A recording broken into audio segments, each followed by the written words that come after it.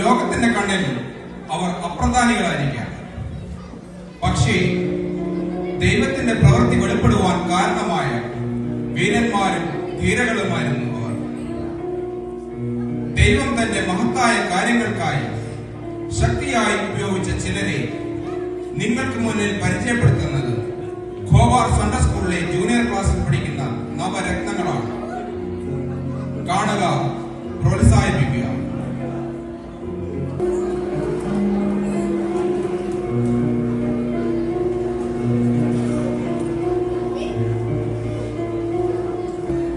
ജോനാഥാൻ ശമൂവേലിന്റെ 1-ാം പുസ്തകത്തിൽ വിവരിക്കുന്ന ഹൃദയസ്പർശിയായ കഥാപാത്രമാണ് ജോനാഥാൻ. ഇസ്രായേലിലെ ആദ്യത്തെ രാജാവായ സൗലിന്റെ മകനും ദാവീദ് രാജാവിന്റെ ഏറ്റവും അടുത്ത സുഹൃത്തായിരുന്നു അദ്ദേഹം. തന്റെ പിതാവായ സൗലിനെ പോലെ തന്നെ യോനാഥാനും മികച്ച ഒരു യോദ്ധാവായിരുന്നു. തന്റെ പിതാവിന് ശേഷം രാജാവാകേണ്ടെന്ന് താനാണെന്ന് അറിഞ്ഞിട്ടും ദൈവം ദാവീദിനെയാണ് അടുത്ത രാജാവായി തിരഞ്ഞെടുത്തതെന്ന് യോനാഥാൻ തിരിച്ചറിഞ്ഞു. ഇതിൽ അസൂയപ്പെടുന്നതിന് പകരം അദ്ദേഹം ദാവീദിനെ സംരക്ഷിക്കുകയും സഹായിക്കുകയും ചെയ്തു.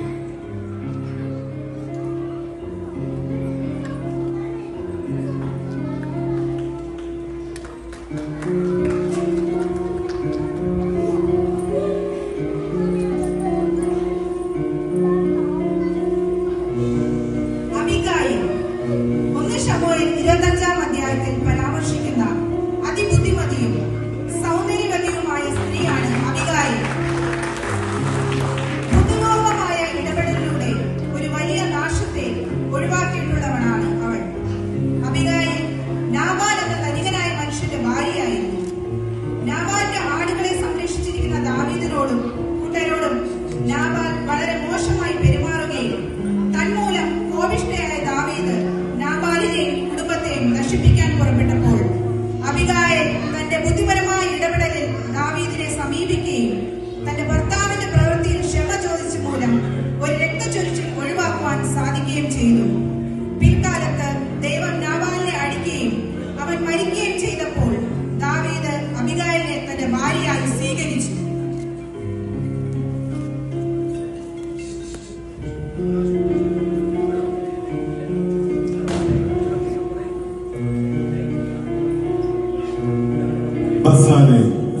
പുറപ്പാട് പുസ്തകത്തിൽ പരാമർശിക്കുന്ന ദേവാലയ നിർമ്മാണത്തിന് നേതൃത്വം നൽകിയ അതിപ്രഗത്ഭനായ ശില്പിയാണ് ബസാലെ.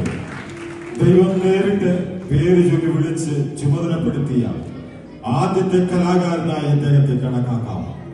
ഇസ്രായേൽ ജനത മരുഭൂമിയിലൂടെ യാത്ര ചെയ്യുമ്പോൾ ദൈവത്തിന് വസിക്കാൻ ഒരു കൊട്ടാരം സമാഗമന കൂടാരം പണിയാൻ മോശയോട് ദൈവം കൽപ്പിച്ചപ്പോൾ ഈ പണിക്ക് നേതൃത്വം നൽകാൻ ദൈവം തിരഞ്ഞെടുത്തത് യൂദാ ഗോത്രക്കാരനായ ഊരിയുടെ മകൻ ബസാലേലിനെയാണ്. ബൈബിളിൽ ആദ്യമായി ദൈവാത്മാവിനാൽ നിറയപ്പെട്ടു എന്ന് വിശേഷിപ്പിക്കേണ്ട വ്യക്തികളിൽ ഒരാളാണ് അദ്ദേഹം. സ്വർണം, വെള്ളി, ചെമ്പ് എന്നിവ കൊണ്ടുള്ള പണികൾ, രത്നങ്ങൾ പതിക്കൽ, മരപ്പണി എന്നിങ്ങനെ എല്ലാത്തരം കരകൗശല വിദ്യകളിലും അദ്ദേഹം നിപുണനായിരുന്നു. ഇസ്രായേൽ ചരിത്രത്തിലെ ഏറ്റവും മികച്ച ശില്പിയായി ഇന്നും ബസാലേൽ അറിയപ്പെടുന്നു.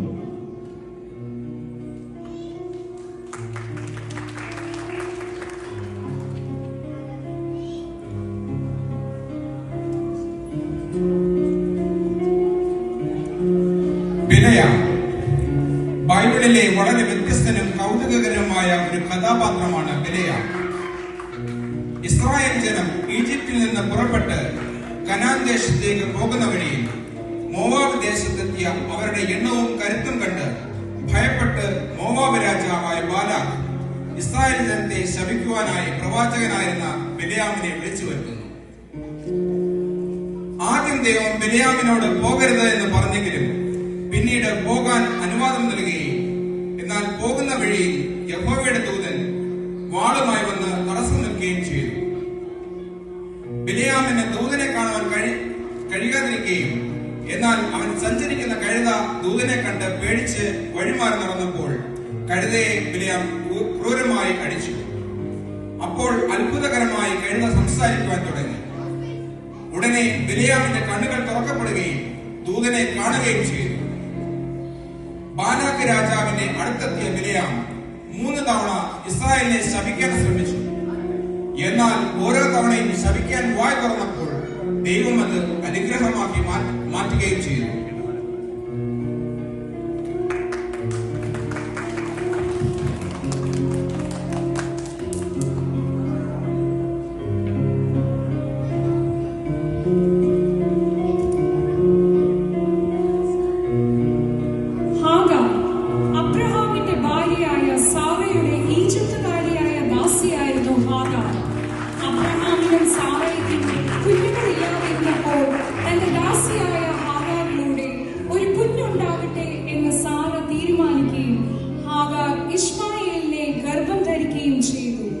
തുടർന്ന് ഹാഗാർ തന്റെ യജമാനത്തെ നിന്ദിക്കാൻ തുടങ്ങിയപ്പോൾ അവളെ കഠിനമായി പീഡിപ്പിച്ചു.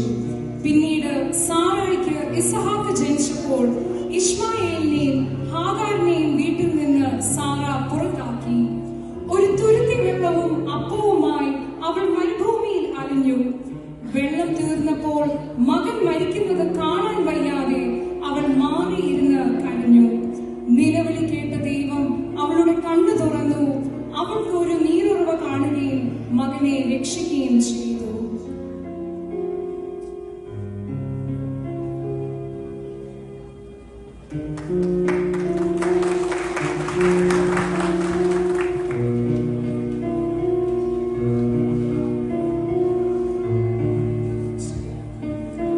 ശിംശോൻ ന്യായാധിപന്മാരുടെ പുസ്തകത്തിൽ വിവരിക്കുന്ന അതിശക്തനായ വീരനും 12ാമത്തെ ന്യായാധിപനുമായിരുന്നു ശിംശോൻ. സോറാബ് സ്വദേശിയായ മനോവയുടെ മകനായാണ് ശിംശോൻ ജനിച്ചത്. ജനനം മുതൽ അവൻ ദൈവത്തിന് സമർപ്പിക്കപ്പെട്ട ഒരു നാസീർ ആയിരിക്കണം എന്നായിരുന്നു വ്യവസ്ഥ. അവൻ വീഞ്ഞോ ലഹരി പദാർത്ഥങ്ങളോ കുടിക്കരുത്, അശുദ്ധമായതൊന്നും ഭക്ഷിക്കരുത്. പ്രധാനമായും അവന്റെ തലമുടി ഒരിക്കലും ക്ഷൗരം ചെയ്യരുത്. ദൈവാത്മാവ് ശിംശോന്റെ മേൽ വന്നപ്പോഴെല്ലാം അവൻ അതിശക്തമാകുകയും ചെയ്തു. വെറും കൈകൊണ്ട് ഒരു സിംഹത്തെ കീറി മുറിച്ചതും ഒരു കഴുതയുടെ പച്ചയായ താടിക്കല്ല് ഉപയോഗിച്ച് 1000 ഫിലിസ്തീനെ അദ്ദേഹം വധിച്ചതും ഗാസയിലെ നഗരവാതിലുകൾ കട്ടളക്കാരോടുകൂടി പിഴുതെടുത്ത് മലമുകളിലേക്ക് ചുമന്നു കൊണ്ടുപോയതും നമുക്ക് കാണാം. ശിംശോന്റെ ശക്തിയുടെ രഹസ്യം തന്റെ തലമുടിയാണെന്ന് ഫിലിസ്തീയർ കണ്ടെത്തിയത് അവൻ സ്നേഹിച്ചിരുന്ന ദലീലയെ സ്വാധീനിച്ചായിരുന്നു. പിന്നീട് ഉറങ്ങിക്കിടന്ന ശിംശോന്റെ മുടി ദലീല മുറിച്ചു മാറ്റിയതോടെ ദൈവത്തിന്റെ ചൈതന്യം അവനെ വിട്ടുപോവുകയും അവന്റെ ശക്തി നഷ്ടപ്പെടുകയും ചെയ്തു. ഫിലിസ്തീയർ അവനെ പിടികൂടി കണ്ണുകൾ കുത്തിപ്പൊട്ടിച്ച് തടവിലാക്കി. തുടർന്ന് അവരുടെ ദൈവമായ ദാഗോദിനെ ക്ഷേത്രത്തിൽ ആഘോഷത്തിനായി ശിംശോനെ കൊണ്ടുവന്നപ്പോൾ അവിടെ വെച്ച് ശിംശോൻ ദൈവത്തോട് അവസാനമായി പ്രാർത്ഥിക്കുകയും ദൈവം അവന് ശക്തി കൊടുക്കുകയും ചെയ്തു. ആ മന്ദിരത്തിന്റെ മധ്യത്തിലുള്ള കെട്ടിടം തകർത്ത് തന്റെ ജീവിതകാലത്ത് കൊന്നതിനേക്കാൾ കൂടുതൽ ശത്രുക്കളെ അവൻ മരിക്കുമ്പോൾ കൊല്ലുകയും ചെയ്തു.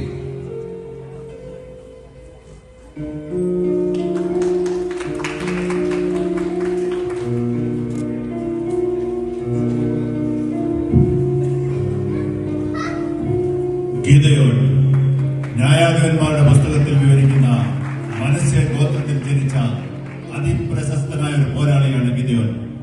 വെറും 300 പേരെ ഉപയോഗിച്ച് മിദ്യാൻകാരുടെ വൻ സൈന്യത്തെ തോൽപ്പിച്ചതിലൂടെയാണ് അദ്ദേഹം ശ്രദ്ധേയനായത്.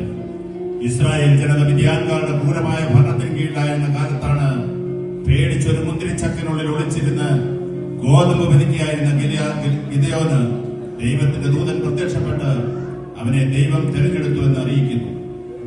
ആദ്യം ഒഴിഞ്ഞു മാറാൻ ശ്രമിച്ച ഗിദെയോൻ പക്ഷേ ദൈവം തന്നെ ഏൽപ്പിച്ച നിയോഗം ഏറ്റെടുക്കുകയും മിദ്യാൻകാരുടെ വൻ സൈന്യത്തെ നേരിടാൻ പുറപ്പെടുകയും ചെയ്തു. കൊമ്പ്, മൺകുടം, അതിനുള്ളിൽ കത്തുന്ന ബന്ധം ഉപയോഗിച്ച് രാത്രിയിൽ ശത്രുപാളയത്തെ വളഞ്ഞ ഗിദെയോനും സംഘവും മിദ്യാൻ സൈന്യത്തെ പരിഭ്രാന്തരാക്കുകയും അതുമൂലം അവർ പരസ്പരം വെട്ടി ഓടിപ്പോവുകയും ചെയ്തു. ശേഷം ഇസ്രായേൽ 40 വർഷം സമാധാനം നിലനിർത്താൻ അദ്ദേഹത്തിന് കഴിഞ്ഞു.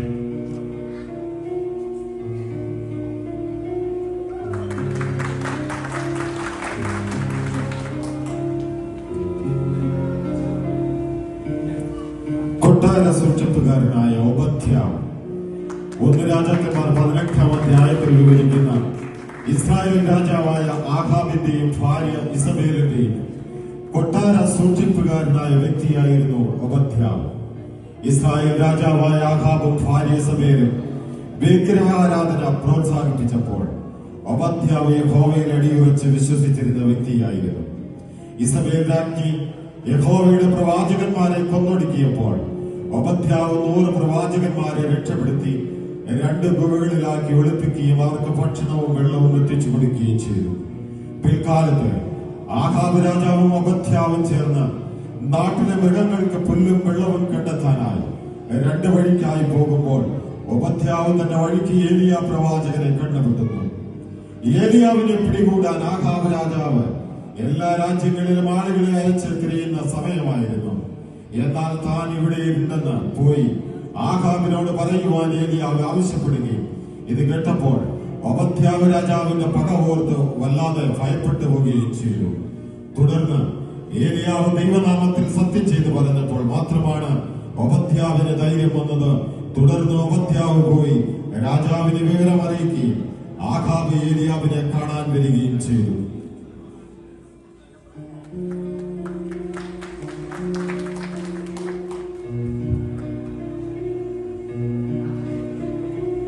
ലോഹയുടെ പുത്രനായ ശപിക്കപ്പെട്ട ഹാമിന്റെ പുത്രനായ കൂസിന്റെ പുത്രൻ നായാട്ടുവീരനായിരുന്നു നിമ്രോദ്.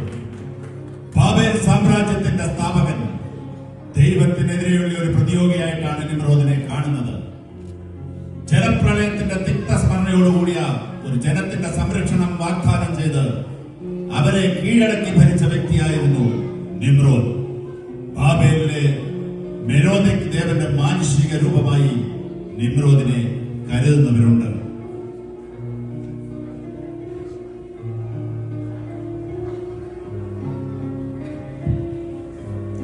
നിങ്ങളുടെ ഏവരുടെയും പ്രോത്സാഹനത്തിനും സഹകരണത്തിനും നന്ദി. ഈ കഥാപാത്രങ്ങളെ അവതരിപ്പിച്ച കുഞ്ഞുങ്ങളെയും ശബ്ദം നൽകിയവരെയും പരിചയപ്പെടുത്തിക്കൊള്ളട്ടെ. യോനാഥാൻ അവതരിപ്പിച്ചത് ഇവാൻ മാത്യു തോമസ്, ശബ്ദം നൽകിയത് ഷാരൻ ജോഷി. അബിഗായിൽ അവതരിപ്പിച്ചത് ജൂഡിത്ത് തോമസ്, ശബ്ദം നൽകിയത് ആശാ ഷാരൻ. ബസാലെ അവതരിപ്പിച്ചത് നെയ്തൻ പി ബിനോ, ശബ്ദം നൽകിയത് ബിജു എബ്രഹാം. ബിലയ അവതരിപ്പിച്ചത് ജേഡൻ ജോൺ ജോബിൻ, ശബ്ദം നൽകിയത് ഷാരൻ ജോഷി. ഭാഗ അവതരിപ്പിച്ചത് ഇയോണ റോസ് തോമസ്, ശബ്ദം നൽകിയത് ക്രിസ്റ്റീൻ സോബിൻ. ഷിംഷോ അവതരിപ്പിച്ചത് ഇവാൻ ആർ ഷൈജു, ശബ്ദം നൽകിയത് ഷാരൻ കോശി. ഗിദയോൻ അവതരിപ്പിച്ചത് റോണിൻ മാത്യു റോയ്, ശബ്ദം നൽകിയത് സജു തോട്ടപ്പുഴ. ഒബദ്യാവ് അവതരിപ്പിച്ചത് ജിയാൻ ജോസഫ്, ശബ്ദം നൽകിയത് ബിജു എബ്രഹാം. നിമ്രോദ് അവതരിപ്പിച്ചത് ഗ്ലാഡ്വിൻ ജോർജ് റെനി, ശബ്ദം നൽകിയത് സജു തോട്ടപ്പുഴ. നന്ദി.